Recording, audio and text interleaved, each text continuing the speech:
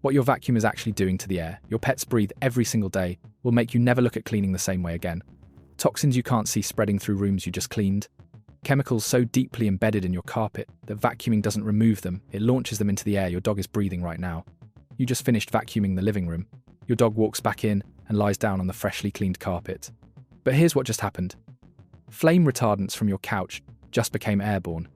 Pesticides you tracked in weeks ago are now floating at nose level. Microplastics are now small enough to be inhaled. And your dog is getting the highest dose because she's closer to the ground than you are. Your vacuum didn't clean your home. It turned it into a chemical cloud. This isn't about one brand being worse than another. This is about a design flaw that exists in almost every vacuum ever made.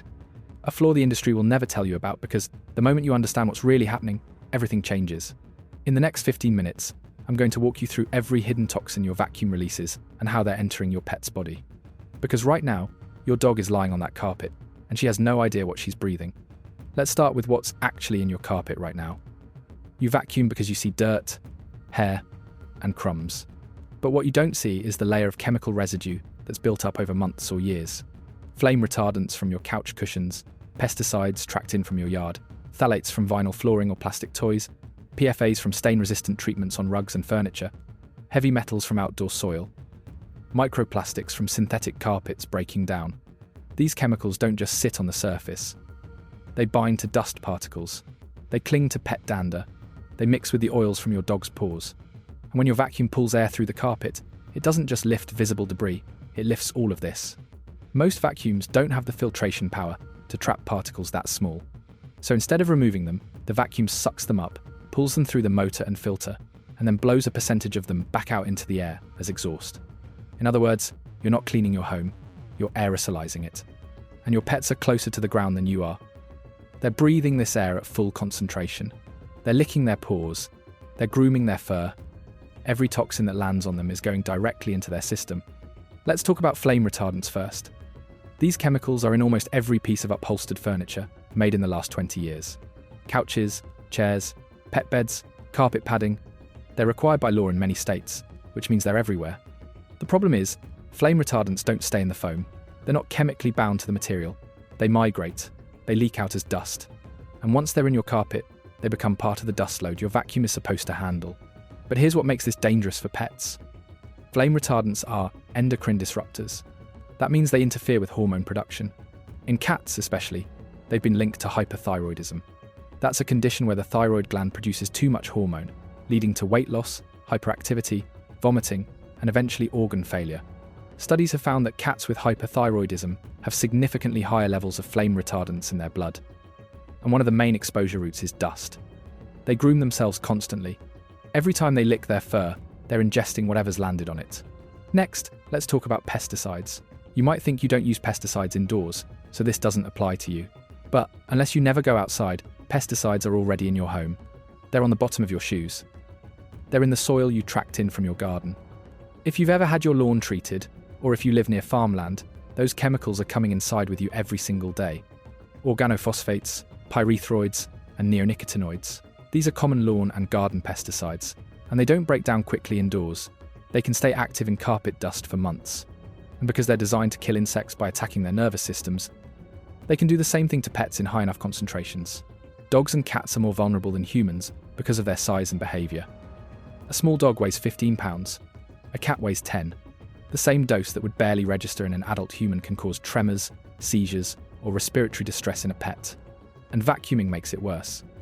Because when you vacuum, you're not just moving dust around, you're breaking it into smaller particles. You're turning larger clumps of pesticide-laden dirt into fine particulate matter that stays suspended in the air longer.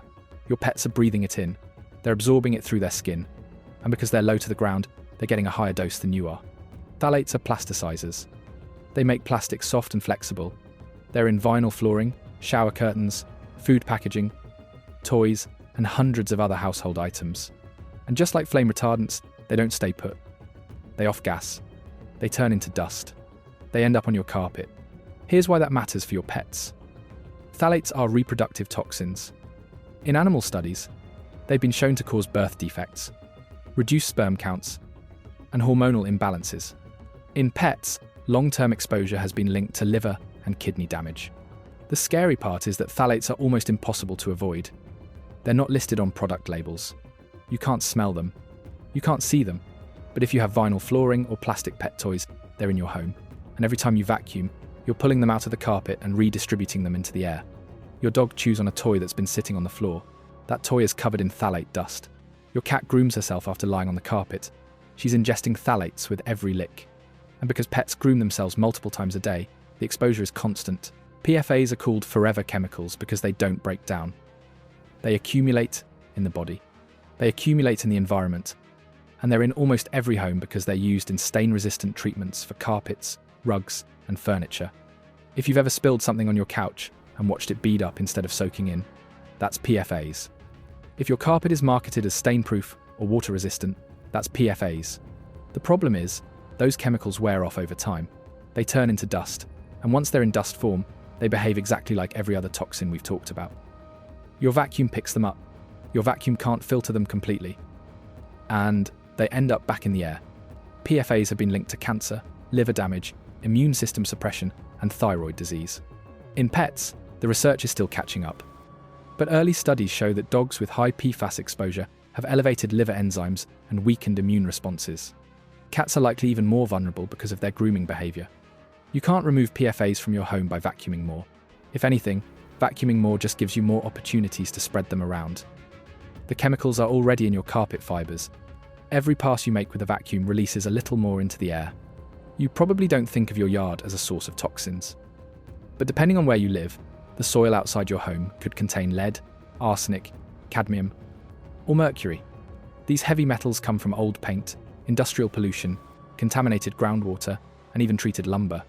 Every time you or your pets walk outside and then come back in, you're bringing trace amounts of soil with you. That soil gets ground into your carpet.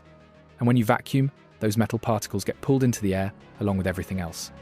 Heavy metals are neurotoxins. In pets, chronic exposure can cause behavioral changes, tremors, seizures, and organ failure. Lead is especially dangerous for young animals because it interferes with brain development. And because pets are constantly licking their paws and grooming their fur, they're ingesting whatever's on their coat. Your vacuum doesn't remove heavy metals from your home. It just moves them from the floor to the air and back to the floor again. And with every cleaning session, your pets are getting a fresh dose. If you have synthetic carpet, you have microplastics. Synthetic fibers are made from plastic polymers like polyester and nylon. Over time, foot traffic and vacuuming cause those fibers to break down into smaller and smaller pieces. Eventually, they become microplastics. Microplastics are so small that they can be inhaled deep into the lungs. They've been found in human blood, placentas, and lung tissue. And while the research on pets is still limited, we know they're breathing the same air we are. They're lying on the same carpets. They're grooming the same dust off their fur. The difference is, pets are smaller and more vulnerable. A microplastic particle that would pass through a human system without issue could lodge in a cat's respiratory tract or a small dog's intestines. And because vacuuming breaks carpet fibers down faster, every time you clean, you're accelerating the creation of new microplastics. Your home isn't just collecting microplastics from outside sources, it's generating them. And your vacuum is one of the main tools making it happen. Let's bring this back to what actually happens in your home. You vacuum the living room on Saturday morning. Your dog is outside.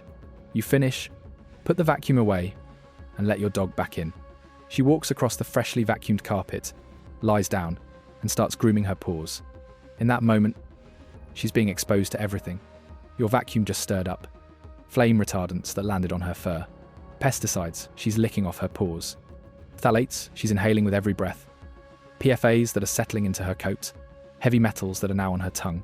Microplastics she's breathing into her lungs. You thought you were making your home safer. But from your pet's perspective, the 10 minutes after you vacuum might be the most toxic 10 minutes of their day. And this happens every time you clean. It's cumulative, it's constant. I'm not telling you to stop vacuuming, I'm telling you to vacuum smarter. First, ventilate. Open windows before you start, and keep them open for at least 30 minutes after you're done. This gives airborne particles a way to leave your home, instead of resettling on every surface. Second, keep your pets out of the room while you're vacuuming, and for at least 30 minutes afterward. Don't let them back in until the air has cleared. Third, vacuum slowly. Fast passes kick up more dust and give your vacuum less time to actually capture particles. Slow, deliberate strokes give the suction more time to work. Fourth, maintain your filters. If you're using a bagless vacuum, empty the canister outside, not over your kitchen trash can. If you're using a bagged vacuum, make sure you're changing the bag before it's full.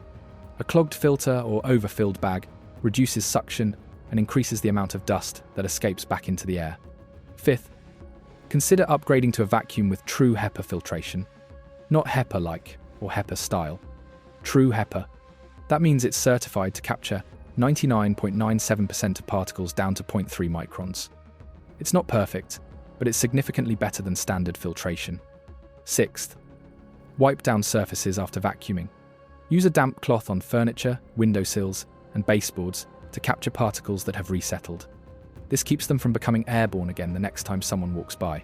And seventh, clean your vacuum itself. Dust and toxins build up inside the machine. If you're not cleaning the brush roll, the hose, and the interior of the canister, you're just recycling contaminated dust every time you turn it on. None of this eliminates the problem completely, but it reduces your pet's exposure significantly. And that's what matters. The companies that make vacuums know about this. The companies that make carpets know about this. The companies that make flame retardants, pesticides, and plastic additives know about this. But nobody's putting a warning label on your vacuum that says it may release toxins into the air. Nobody's putting a sticker on your stain-resistant rug that says it contains chemicals linked to thyroid disease in cats. Because if they did, you'd stop buying, and the entire system depends on you not knowing. You can't change that, but you can change how you use the tools you already have.